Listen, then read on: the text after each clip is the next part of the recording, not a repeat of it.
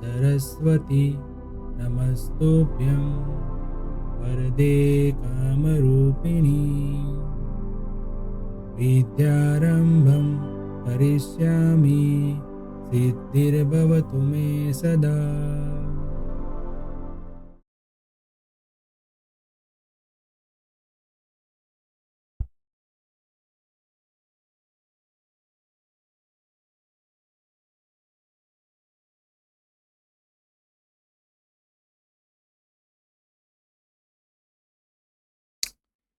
Hello everyone, welcome to Mantra e learning. Friends, हमने अभी तक के चैप्टर्स में यानी कि अभी तक के लेक्चर में चैप्टर 1 के जितने भी इम्पोर्टेंट टर्म्स है वो डिटेल में पढ़े हैं। लास्ट लेक्चर की बात करूँ तो उसमें हमने receivable, payables, bills receivable, bills payable और कॉस्ट, फिर वाउचर, बराबर इतने सारे इंपॉर्टेंट टर्म्स की डिस्कशन की। और आज के लेक्चर में भी हम डिस्काउंट के जितने भी इम्पोर्टेंट वर्ड्स यहाँ पे उसकी डिटेल में डिस्कस करेंगे।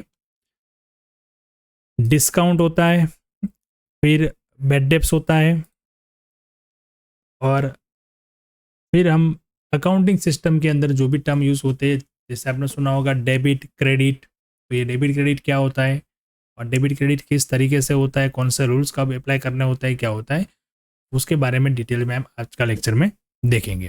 ठीक है, तो चलिए स्टार्ट करते हैं हम आज के लेक्चर का। सबसे पहला इंपॉर्टेंट टर्म्स वो है डिस्काउंट।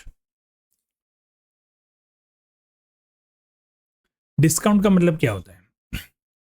अभी तक आपने डिस्काउंट देखा होगा, जैसे कोई मॉल पे आप गए, वहाँ पे बोर्ड लगा होता है discount, 50% discount, 25% discount, sale sale sale, बराबर ऐसा। तो वो सेल सेल सेल का मतलब क्या होता है? सेल का मीनिंग ही क्या होता है? बेचना, गुड्स सेल करना। अभी देखा हमने अकाउंट्स में, सेल्स का मतलब होता है गुड्स को सेल करना। तो वही इसीलिए वो स्कीम निकालते हैं कि सेल भी हमें सेल करना है। अब ये डिस्काउंट टर्म जो है वो अकाउंट्स में हमें किस तरीके से यूज़ करना है? तो डिस्काउंट जो होता है वो उसी ट्रांजेक्शन के हिसाब से होता है। कौन सा ट्रांजेक्शन? परचेस और सेल। कुछ ऐसे ही वो डिस्काउंट हो जाता नहीं है। अब डिस्काउंट कब इमर्ज होता है? Discount emerge from the purchase and sales. Purchase और सेल्स जब हम करते हैं तभी इसका मीनिंग यहाँ पे हमें समझना होता है कि डिस्काउंट क्या होता है। कई बार ऐसा होता है जब हम सेल परचेस के ट्रांजेक्शन करते हैं तो उसके अंदर कुछ कंडीशनें होती है, और जो कंडीशन होती है वो कंडीशन में कुछ अमाउंट हमें बेनिफिट मिलता है, बराबर। Certain amount deducted for the net amount, मतलब बिल बन गया पूरा, उसके बाद उसमें से डिस्काउंट हो जाएगा, 10% लेस है, 50% लेस है, 20% लेस है, ऐसा कुछ बोर्ड लगाया होता है, बराबर। बट हम जब वहाँ से परचेस करेंगे, कुछ भी बाय करेंगे, बिल जो है वो पूरी अमाउंट का ही बनेगा, जो उसकी एमआरपी है उसी बनेगा, बट फिर उसमें से वो जो अमाउंट माइनस हो जाएगा उसको हम कहेंगे डिस्काउंट। तो परचेस और सेल की कंडीशन इस तरीके से होती है। ऐसा क्यों होता है? तो मान लो कि बिजनेस के अंदर हम जो भी गुड्स का बिजनेस करते हैं, अब वो गुड्स जब हम सेल करेंगे कस्टमर को, तो हमारी जो कॉस्ट है, मतलब कि जो परचेस हमने किया है, जो परचेस की वैल्यू और उसके अलावा कितने भी खर्चे हुए वो सब उसमें ऐड करके हमारी बनती है कॉस्ट। तो लास्ट लेक्चर में देखा हमने कॉस्ट का मीनिंग। अब वो कॉस्ट के अंदर हम प्रॉफिट अपना ऐड करके फिर हमारा सेल प्राइस डिसाइड करेंगे और फिर वो सेल करेंगे। अब इसका सिंपल एग्जांपल यूँ समझो कि कस्टमर को जब हमें सेल करना होता है तो कस्टमर क्या कहता है? डिस्काउंट मांगता है, डिस्काउंट या कोई ऑफर मांगते हैं तो सेल्स होता है ज़्यादा। अब वो क्या देखता है? एमआरपी। अगर हमें एमआरपी पे ही अगर होलसेलर से वो गुड्स मिला, एमआरपी लिखा है 100 रुपीज़ और होलसेलर ने भी हमारे पास से 100 रुपीज़ ही लिया, तो अब जब हम कस्टमर को सेल करेंगे तो क्या 100 से ज़्यादा ले पाएंगे? नहीं। तो ऐसे बिजनेस कौन करेगा? बिजनेसेस के लिए क्या होगा? कोई प्रॉफिट तो होगा ही नहीं। वो सेवा करने के लिए थोड़ी ट्रांजेक्शन करेंगे ये लोग। तो ये क्या होता है कि जब होलसेलर होता है वो होलसेलर रिटेलर को जब गुड्स सेल करता है तो वो एमआरपी जो होती है प्रोडक्ट की, वो एमआरपी से कुछ डिस्काउंट करके उसको गुड्स देता है। क्यों? क्योंकि वो ज़्यादा क्वांटिटी में गुड्स लेता है और बिजनेस करने के लिए लेता है, वो अपने खुद के यूज़ के लिए नहीं लेता है। तो मान लो कि 100 रुपीज़ की एमआरपी है और उसने 20% डिस्काउंट करके उसको 80 रुपीज़ में दिया। अब वो 80 रुपीज़ के अंदर वो गुड्स रिटेलर को मिलता है। अब वो रिटेलर अपने कस्टमर को वो 90 रुपीज़ में भी सेल करे तो भी उसको प्रॉफिट मिलेगा। तब भी वो कस्टमर को क्या बोलेगा? 10% डिस्काउंट।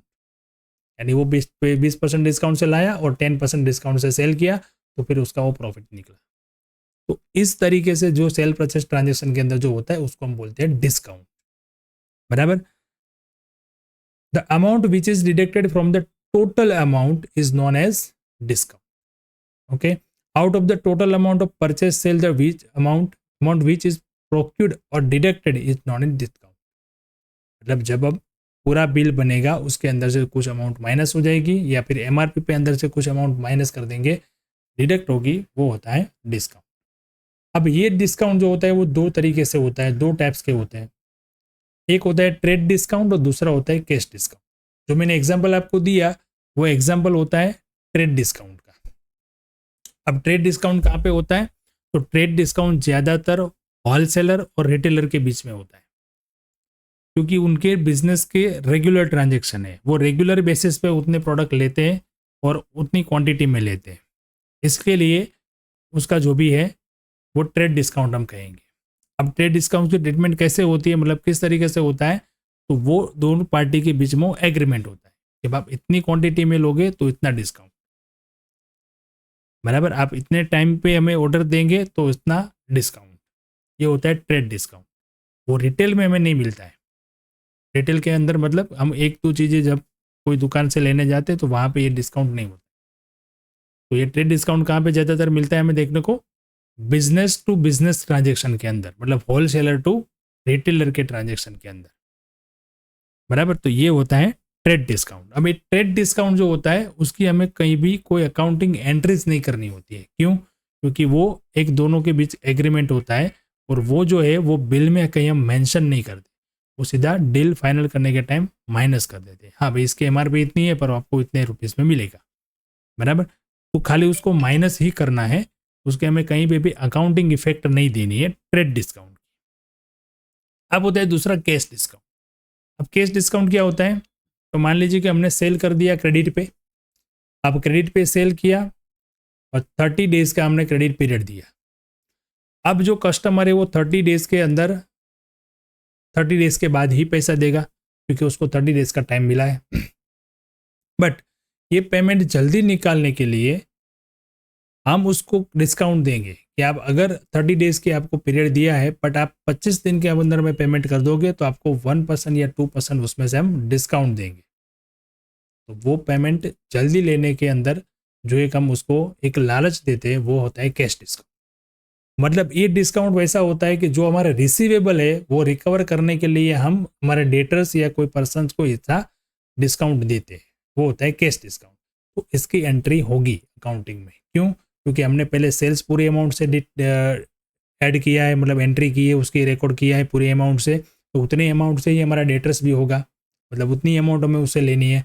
हम उसको उतनी अमाउंट खाली माइनस करके इसलिए देते हैं क्योंकि वो जल्दी पेमेंट कर दे। तो ये हमारा एक टाइप से क्या है? लॉस है, एक्सपेंस है, ऐसा बोल सकते हैं। तो ये हमें उसकी एंट्री करनी होगी। ठीक है, देखिए देखते हैं यहाँ पे ट्रेड डिस्काउंट में क्या होता है। तो ट्रेड डिस्काउंट ये होता है at the time of sale a business person deduct certain percentage amount from sale price, it is known as trade discount. Sale purchase करने के टाइम पे trade discount is not recorded in the books. ये books में हमें लिखना नहीं है, only हमें माइनस ही करना है। जैसे assume that the goods were 10,000 sold at 2% trade discount.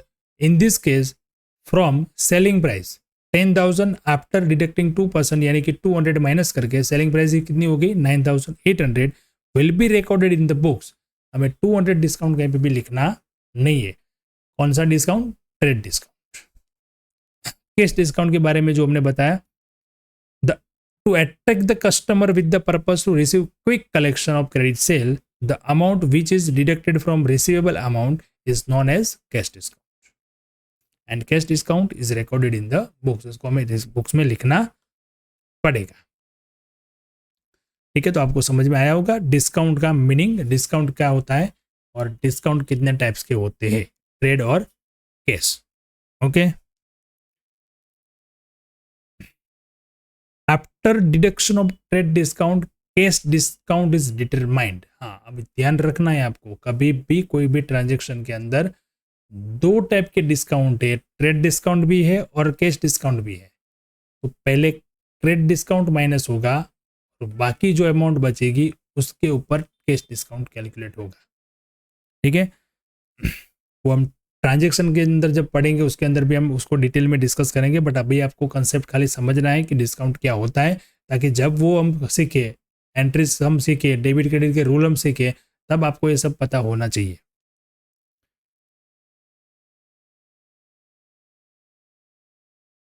Next होता है डिस्काउंट का ये वर्ड है discount received and discount allowed. आप देखो, सेल परचेज के ट्रांजेक्शन के अंदर डिस्काउंट होता है, जब सेल परचेज के ट्रांजेक्शन होते हैं तभी डिस्काउंट आता है। अब रिसीव्ड और अलाउड क्या है? तो रिसीव्ड का मतलब ये होता है कि हमने कोई परचेस किया, परचेस करते टाइम हमारे सप्लायर ने हमें जो डिस्काउंट दिया वो हमारे लिए, मतलब कि जो बायर है उसके लिए क्या है, डिस्काउंट रिसीव्ड। और जब कस्टमर को हमने सेल किया और जब वो डिस्काउंट हमने उसको दिया तो मतलब ये हमारा लॉस है, हमने उसको इतना डिस्काउंट डिडक्ट करके पेमेंट करने के लिए बोला, तो वो होता है डिस्काउंट अलाउड। रिसीव्ड का मतलब होता है डिस्काउंट हमें मिला, डिस्काउंट मिला मतलब कि बेनिफिट हुआ, प्रॉफिट हुआ, बराबर। और डिस्काउंट अलाउड का मतलब है कि बेनिफिट हमने दिया कस्टमर को, बराबर। तो डिस्काउंट रिसीव्ड कब होता है, जब सप्लायर के पास से हमें डिस्काउंट मिलता है, बराबर। डिस्काउंट रिसीव्ड और डिस्काउंट अलाउड और कैश डिस्काउंट, ये है ना कैश डिस्काउंट ही है। ट्रेड डिस्काउंट की तो हम एंट्री करते ही नहीं कहीं पे, तो वो होता ही नहीं है, बराबर। खाली वो कैलकुलेशन के लिए ही काम आता है, बाकी उसकी एंट्री कहीं पे होती नहीं है, बराबर। तो the discount is recorded in the books, यानी कि डिस्काउंट अलाउड और डिस्काउंट रिसीव्ड जो होता है वो हमें बुक्स में लिखना होता है। जैसे discount received is treated as income, वो एक इनकम है, and discount allowed is treated as expense. अब इनकम कैसे है, तो समझो कि हमारे सप्लायर ने हमें पेमेंट करने के लिए डिस्काउंट की ऑफर की। अब हमें पेमेंट करना था 10,000 और उसने बोला कि आप अगर जल्दी पेमेंट कर दोगे तो आपका 10% का डिस्काउंट देंगे हम। तो क्या होगा, जो हमें 10,000 पे करना है वो हमें कितना पे करना पड़ेगा, ओनली 9,000। तो 1,000 का बेनिफिट हुआ, 1,000 का बेनिफिट हुआ, बराबर। तो ये डिस्काउंट रिसीव्ड जो है वन टाइप्स ऑफ हमारी क्या है, इनकम। इनकम मिलती नहीं है बट जो पेमेंट करना है वो कम करना पड़ा, इसलिए वो हो गया हमारा इनकम। जनरली इनकम का वर्ड, इनकम का मीनिंग का ये होता है कि हमें किसी के पास से पैसे मिले, उसको हम बोलते हैं इनकम। यहाँ पे क्या होता है कि जो पैसा हमें देना है वो हमें कम देना है। तो एक तरीके से तो वैसा ही हुआ ना कि 1,000 रुपया हमें मिला, वैसे तो हमें 10,000 वो सप्लायर को देने थे, बट उसने कब बोला कि 1,000 हम आपको डिस्काउंट देंगे, यानी कि 1,000 का बेनिफिट देंगे आपको, तो आपको पेमेंट खाली करना है 9,000 का ही। तो हमें 10,000 की जगह 9,000 का ही पेमेंट करना हुआ, तो इसलिए 1,000 का हमें मिल गया इनकम, यानी डिस्काउंट रिसीव्ड वो क्या होता है, इनकम। वैसे ही डिस्काउंट अलाउड, जो हम कस्टमर को डिस्काउंट अलाउ करते हैं, मतलब कि कम पेमेंट लेते हैं, तो वो क्या हो जाता है, एक्सपेंस। ठीक है, देखो डिस्काउंट रिसीव्ड का मतलब क्या होता है, when business purchase goods and page less amount which is not paid is called discount received, this income of business. जैसे मैंने एग्जांपल आपको दिया यहाँ पे, सेम वही है। डिस्काउंट अलाउड का मतलब क्या होता है, सेल्स गुड, जब हम गुड सेल करते हैं और पैसा कम लेते हैं, मतलब रिसीव लेस अमाउंट, और जो लेस अमाउंट लेते हैं उसको हम बोलते हैं डिस्काउंट अलाउड। और डिस्काउंट अलाउड क्या है, बिजनेस का एक्सपेंस है। चलिए ठीक है, तो नॉर्मल डिस्काउंट अभी आपका जो दिमाग में था उसके आपको कई सारी डिटेल यहाँ पे पता चली होगी कि डिस्काउंट किस तरीके से अकाउंट्स में हमें ध्यान में रखना है। डिस्काउंट का मतलब यही नहीं कि खाली कुछ अमाउंट माइनस कर देना, डिस्काउंट रिसीव्ड भी होता है, डिस्काउंट अलाउड भी होता है, ट्रेड डिस्काउंट भी होता है और कैश डिस्काउंट भी होता है। ठीक है, वैसे सिंपल तो यही नियम, यही उसका मीनिंग है कि जो भी अमाउंट हम टोटल अमाउंट में से माइनस करते हैं उसको बोलते हैं हम डिस्काउंट। पर डिस्काउंट कितने टाइप के होते हैं? दो, कैश और क्रेडिट ट्रेड।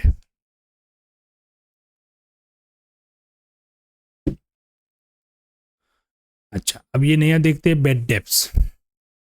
बैड डेब्ट्स का मीनिंग क्या होता है? एक नया वर्ड्स है यहाँ पे देखते हैं हम उसको, बैड डेब्ट्स।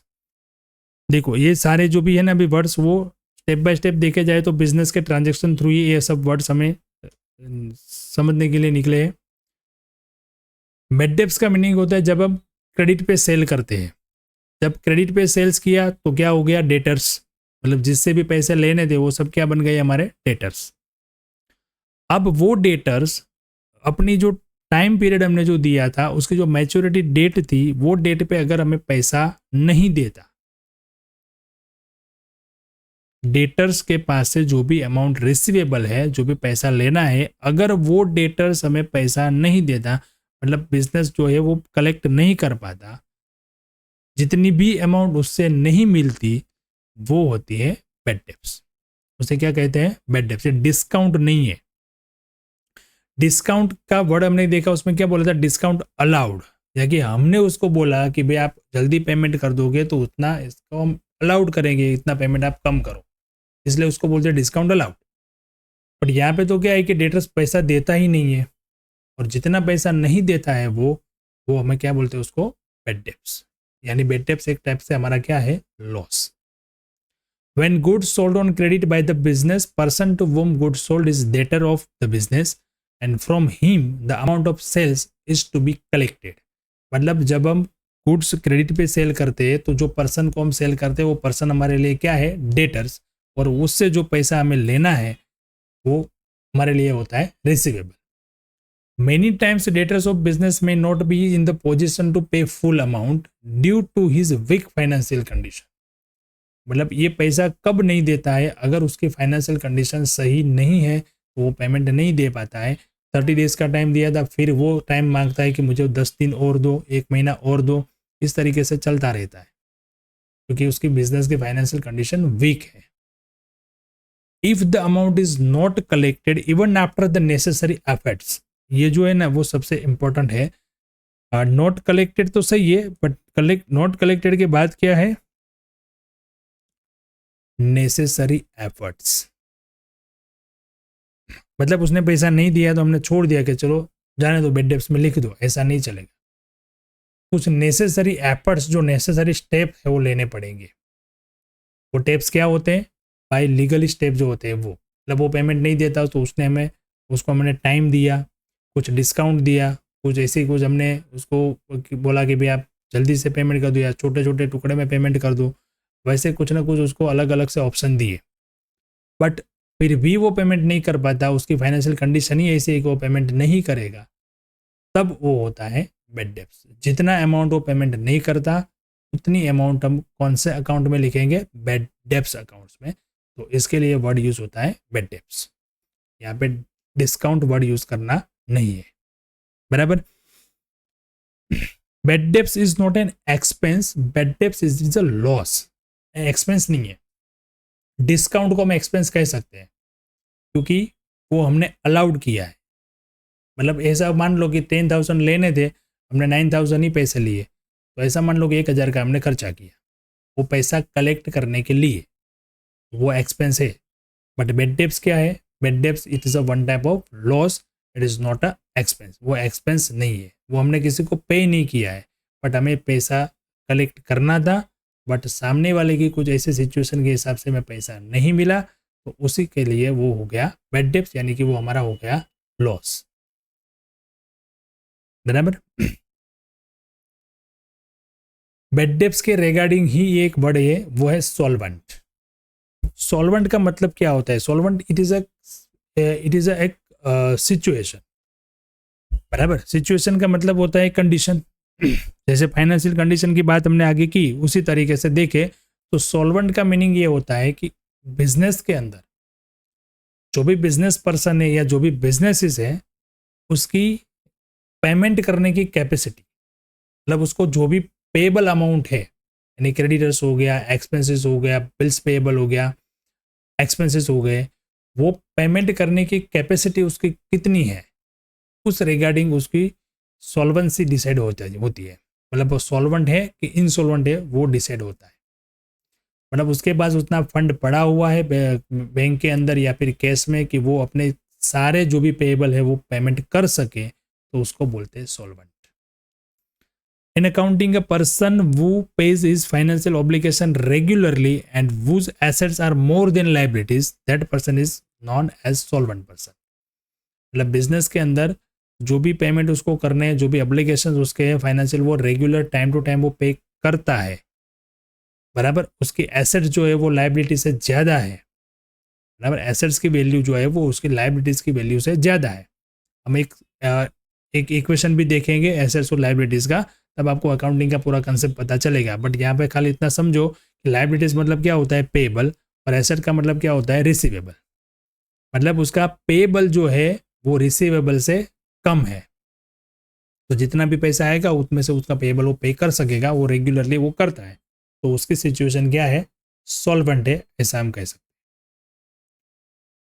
उसके अगेंस्ट इनसॉल्वेंट का मीनिंग क्या होता है? इनसॉल्वेंट यानी कि in accounting a person who does not pay his financial obligation regular, it means he is not in position to pay this obligation and whose assets are less than liabilities.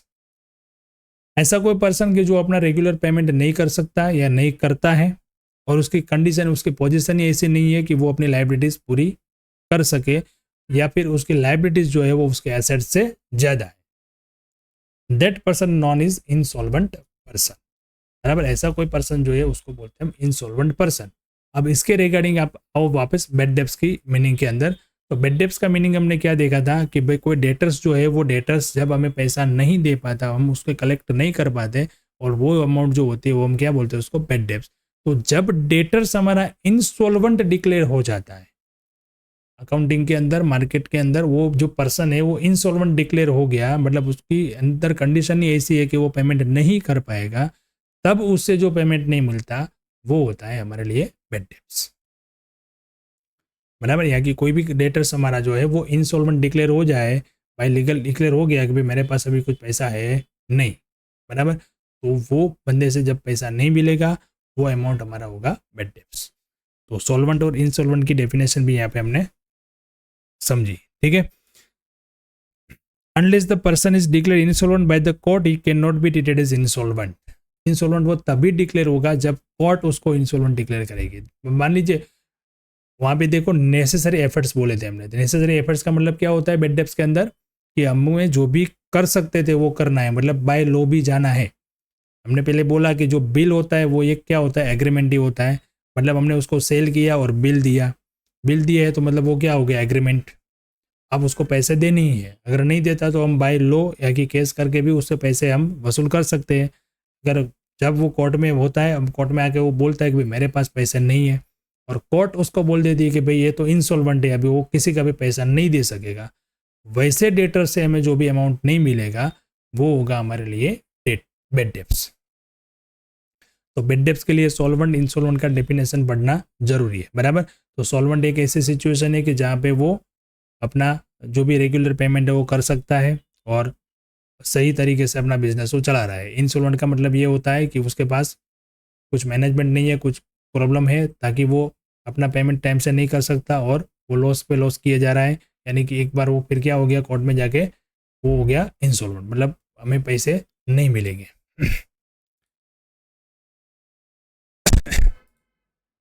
ठीक है। अब आते हैं हम debit और credit. Debit credit का क्या होता है? डेबिट एंड क्रेडिट एक इफेक्ट होती है। जब हम कोई भी ट्रांजेक्शन देखेंगे, जितने भी अभी अपने वर्ड्स, जितने भी टर्म्स हमने देखे, वो ट्रांजेक्शन के अंदर से वो वर्ड हमें निकाल के फिर उसको डेबिट और क्रेडिट की इफेक्ट देनी है जब हम अकाउंटिंग रिकॉर्ड करेंगे तब, बराबर। तो दो वर्ड यहाँ पे अकाउंटिंग में यूज होते हैं, वो सबसे इंपॉर्टेंट है। Every transaction has to effect. हर एक ट्रांजेक्शन की मिनिमम टू इफेक्ट होती है in the double entry system. मैंने बोला था हम अकाउंटिंग के सिस्टम देखेंगे, तो अकाउंटिंग की एक सिस्टम है, उसका नाम है डबल एंट्री सिस्टम। कि डबल एंट्री सिस्टम के अंदर हर कोई ट्रांजेक्शन जो होते हैं उसकी दो इफेक्ट होती है, एक होता है डेबिट, दूसरा होता है क्रेडिट, बराबर। तो इसके लिए ये वर्ड यूज होता है डेबिट एंड क्रेडिट। और ये रूल्स यहाँ पे समझ लो आप कि जितने डेबिट होता है उतना ही क्रेडिट होता है, जितना डेबिट होता है उतना ही क्रेडिट होता है। मतलब अकाउंटिंग में सब क्या होता है, बैलेंस होता है, जितना डेबिट उतना क्रेडिट, कभी भी डेबिट ज़्यादा क्रेडिट कम ऐसा होता नहीं है। वो मैंने इक्वेशन एक बोला था आपको डेबिट क्रेडिट का, एसेट्स लायबिलिटी का, वो इक्वेशन भी हम आगे के चैप्टर में देखेंगे इक्वेशन किस तरीके से काम करता है। बट यहाँ पे आपको समझना है कि ये दो वर्ड्स क्या है, डेबिट और क्रेडिट। तो दो वर्ड्स जो है वो क्या है, इफेक्ट है, हम उसको इफेक्ट बोलते हैं। किस तरीके से इफेक्ट, तो कोई भी बिजनेस ट्रांजेक्शन है उसकी दो इफेक्ट होती है, एक डेबिट और दूसरी क्रेडिट। और जितना डेबिट होता है उतना ही क्रेडिट होता है अमाउंट के हिसाब से। True and fair understanding of debit and credit is true and fair understanding of accounting. आपको डेबिट क्रेडिट का अंडरस्टैंडिंग जितना होगा उतना ही आपको अकाउंटिंग का अंडरस्टैंडिंग रहेगा, बराबर। यानी कि जो इंपॉर्टेंस वर्ड जो है वो है डेबिट्स एंड क्रेडिट। अकाउंट्स के अंदर हम देखें तो अकाउंट्स के अंदर टू साइड्स होती है। जैसे देखो यहाँ पे पिक्चर्स में मैंने एक जो दिखाया है ये कि जितना भी यहाँ पे डेबिट होता है उतना ही आपको यहाँ पे क्रेडिट होता है, बराबर। ये देखो डेबिट और इतना क्रेडिट, बराबर। अकाउंट यहाँ की टू साइड्स, तो यहाँ पे मैं आपको सिंपल तरीके से बताऊँ तो इस तरीके से कुछ अकाउंट्स होता है, बराबर। और इसको बोलते हैं हम डेबिट, इसको बोलते हैं हम क्रेडिट। कुछ इस तरीके से अकाउंट्स बनता है अकाउंटिंग के अंदर। तो जितना अमाउंट डेबिट होता है उतना ही क्रेडिट होता है, एक रूल होता है, बराबर, अकाउंट्स का। वो अकाउंटिंग रूल के अंदर हम नेक्स्ट चैप्टर में भी डिटेल में पढ़ेंगे उसके बारे में। यहाँ पे लेफ्ट साइड जो होता है, लेफ्ट हैंड साइड, वो होता है डेबिट साइड। जैसे मैंने आपको यहाँ पे दिखाया अकाउंट्स का फॉर्मेट, यहाँ पे मैंने अभी सिंपल एक बेसिक सा बनाया है। बट मान लो कि ऐसा होता है जैसे पर्टिकुलर का कॉलम होता है और अमाउंट का कॉलम होता है, बराबर। ये पर्टिकुलर हो गया, ये अमाउंट हो गया, ये पर्टिकुलर हो गया, ये अमाउंट हो गया। तो ये जो साइड है डेबिट साइड की, जो मतलब कि लेफ्ट साइड की, उसको हम बोलते हैं डेबिट, बराबर। और ये जो होता है वो होता है क्रेडिट। ऐसे दो साइड होती है, डेबिट एंड क्रेडिट। कल ये भी समझना है डेबिट क्रेडिट का वर्ड समझने के लिए, बाकी इसको हम डिटेल में आगे देखेंगे। राइट साइड जो होता है उसको क्या बोलते हैं हम, क्रेडिट साइड, बराबर। Any account to be debited means accounting treatment as debit side of account, and any account to be credited means accounting treatment is credit side. कोई भी ट्रांजेक्शन के अंदर अगर हम ऐसा बोलेंगे कि ये डेबिट होगा या डेबिट साइड लिखा जाएगा, तो उसका मीनिंग मतलब ये हुआ कि उसकी इफेक्ट जो है वो डेबिट हुई। और कभी उसको हम क्रेडिट बोलेंगे तो उसकी इफेक्ट हुई क्रेडिट। ये आपको डिटेल में समझ में आएगा जब आप डेबिट क्रेडिट के रूल पढ़ेंगे तब। बट अभी आपको वर्ड्स समझने होंगे, जब हम रूल्स पढ़े तब आपको ये पता होना चाहिए कि डेबिट क्रेडिट क्या था। इसलिए हमने यहाँ पे उसका डिटेल में समझा कि डेबिट क्रेडिट क्या होता है। ठीक है। अब यहाँ पे अंदर एक वर्ड यूज हुआ अकाउंट। तो अकाउंट क्या होता है, जैसे मैंने यहाँ पे आपको सिंपल एक दिखाया, वो होता है अकाउंट। यानी कि business transaction pertaining to certain items and persons would take place frequently, बराबर। मतलब कि बिजनेस ट्रांजेक्शन जो होते हैं वो कुछ आइटम्स के लिए या कुछ पर्सन्स के लिए अलग से हमें रखना है, तो उसको बोलते हैं हम अकाउंट्स।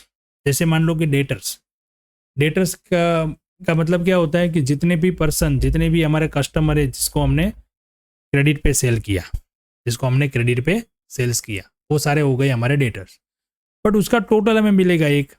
बट पर्टिकुलर कौन से पर्सन को कितना हमने सेल किया और कितना हमने क्रेडिट सेल किया और कितना पैसा हमें कलेक्ट करना बाकी है, वो हमें अगर जानना है तो पर्टिकुलर वही पर्सन के ट्रांजेक्शन को हमें एक अलग रिकॉर्ड्स में लिखना पड़ेगा। और जो अलग रिकॉर्ड वो रखेंगे उसको बोलेंगे अकाउंट।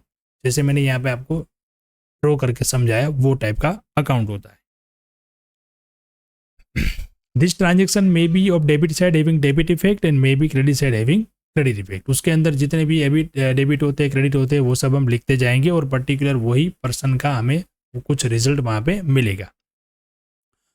अकाउंटिंग के अंदर पर्सनल अकाउंट जैसे goods account, asset account, income account, expense account, debtors के अकाउंट, प्रोटेक्टर्स के अकाउंट, इतने कई सारे ऐसे अकाउंट्स होते हैं। हम सिस्टम जब देखेंगे, सिस्टम जब देखेंगे तब हम उसको डिटेल में जानेंगे। ठीक है। As per rule of accounting even if there is one transaction respective account is to be prepaid. मतलब अकाउंटिंग के रूल के हिसाब से कोई पर्टिकुलर ट्रांजेक्शन जब हम किसी पर्सन के या किसी आइटम के रिगार्डिंग करेंगे तब उसका अकाउंट अलग से प्रिपेयर होगा। बराबर है।